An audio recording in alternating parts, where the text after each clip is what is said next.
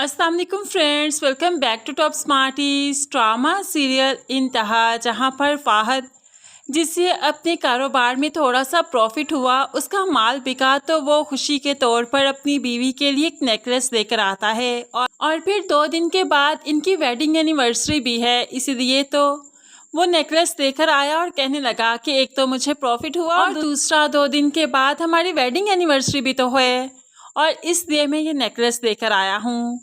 लेकिन अनम को ये नेकलेस ज़रा पसंद नहीं आया और वो इसको एक्सचेंज करना चाहती है। इस पर भी फ़ाहद को कोई एतराज़ नहीं, क्योंकि वो अनम को हमेशा ही खुश देखना चाहता है, मुतमईन देखना चाहता है। अब जैसे ही अगला दिन हुआ, सुबह हुई, तो अनम वो नेकलेस देखकर अपनी माँ के पास पहुँच गई और उन्हें बताने लगी कि ये फ़ाहद मेरे लिए लेकर आए थे, लेकिन मुझे नहीं पसंद, मैं इसे आपके साथ जाकर एक्सचेंज करना चाहती हूँ।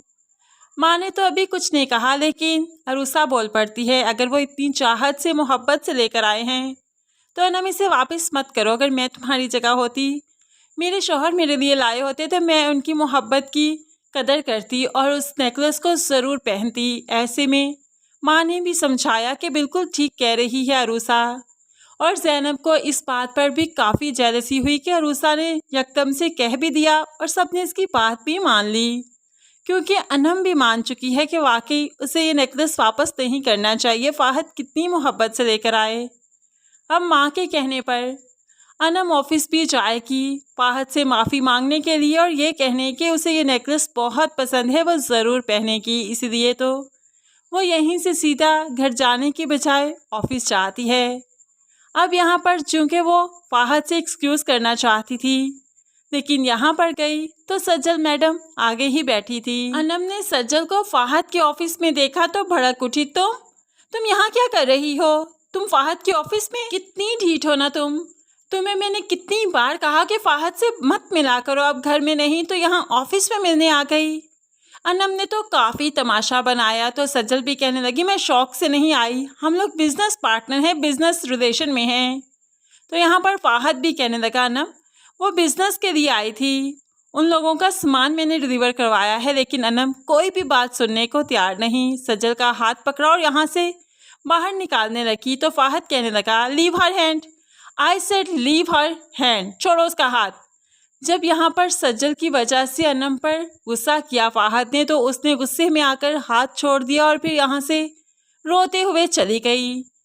फ़ाहद को इस बात पर काफ़ी दुख हुआ कि अनम उसकी वजह से फिर से टूट गई, इसलिए तो अनम को जाते हुए रोक भी रहा था, लेकिन अनम ने बात नहीं सुनी, गुस्से से चली गई। और अनम के इस तरह से गुस्से से जाने से सज्जल काफ़ी खुश हो गई, लेकिन फ़ाहद अनम की नाराज़गी मोल नहीं ले सकता, इसलिए तो सज्जल पर भड़कने लगा। जब हमारे मामलात सारे कंप्लीट हो चुके हैं, मैंने तुम्हें मेल करके कंफर्म भी कर दिया है कि सब कुछ क्लियर है, तो तुम यहाँ पर क्या करने आई हो? तो सज्जल कहने लगी, थैंक्स करने आई हूँ और कुछ चीज़ें थी डिस्कस करने के लिए, वो करने आई थी। मेरी नीयत बुरी नहीं थी, लेकिन फ़ाहद उसे बुरी तरह से डांट देता है, जाओ यहाँ से, मुझे तुमसे कोई बात नहीं करनी, मेरे और तुम्हारे मामलात क्लियर हैं, बस हमारा मामला ख़त्म हुआ यहीं पर। तो सज्जल भी गुस्से से घर आ गई और अनम भी जो मेके ही गई थी, तो यहाँ पर भी दोनों की काफ़ी ज़्यादा लड़ाई होती है और अरूसा ही है कि जो अनम के साथ खड़ी है और सज्जल को अरूसा भी काफ़ी बातें सुनाती है, जिस पर सज्जल को और गुस्सा आ जाता है। लेकिन दूसरी तरफ असल परेशानी तो फ़ाहद के लिए बनी कि जिसे फिर से अनम के मेके जाना पड़ेगा, यानी कि अपने ससुराल जाना पड़ेगा, अपनी सफाई देनी पड़ेगी, सब कुछ बताना पड़ेगा और फिर अनम को मनाकर लाना पड़ेगा। बेशक वो पहले ही सोच रहा था कि अनम को अपने और सज्जल के बिजनेस रिलेशन के बारे में बता दिया जाए, लेकिन है उसे वक्त नहीं मिला, वो नहीं बता पाया। और अब तो ये गलतफहमियाँ, बदगुमानियाँ काफ़ी बढ़ जाएंगी कि अब तो फ़ाहद भी तंग पड़ने लगेगा कि अनम उस पर आखिर यकीन क्यों नहीं करती। जाहिर सी बात है, वो बिज़नेस कर रहा है, हर तरह का क्लाइंट मिलेगा उसे, अनम को भी उस पर यकीन करना चाहिए, भरोसा करना चाहिए। ऐसे में फ़ाहद को भी गुस्सा आ जाएगा और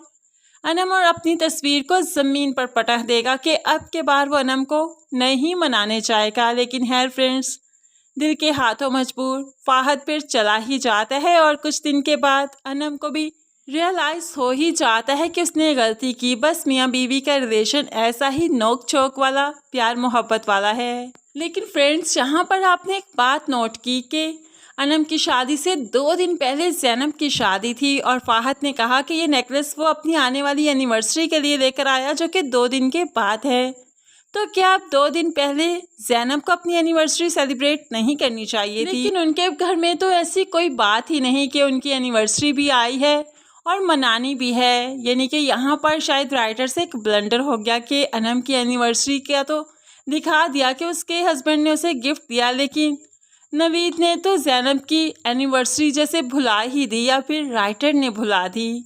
तो फ्रेंड्स, यहाँ पर हमें एक ब्लंडर होता हुआ नज़र आ रहा है। आपको क्या लगता है, राइटर को याद रहेगा और पहले ज़ैनब एनिवर्सरी सेलिब्रेट करेगी या ज़ैनब की एनिवर्सरी टोटल इग्नोर की जा रही है, राइटर भूल चुकी है? क्या कहते हैं आप इस बारे में ज़रूर कमेंट्स में बताइएगा। मज़ीद वीडियोज़ के लिए चैनल को सब्सक्राइब करके साथ ही बेल नोटिफिकेशन ज़रूर प्रेस कीजिए ताकि आने वाली हर वीडियो आप बहुत आसानी से देख सकें। दुआओं में याद रखिएगा, अपना बहुत सारा ख्याल रखिएगा। नई वीडियो तक के लिए अल्लाह हाफिज़।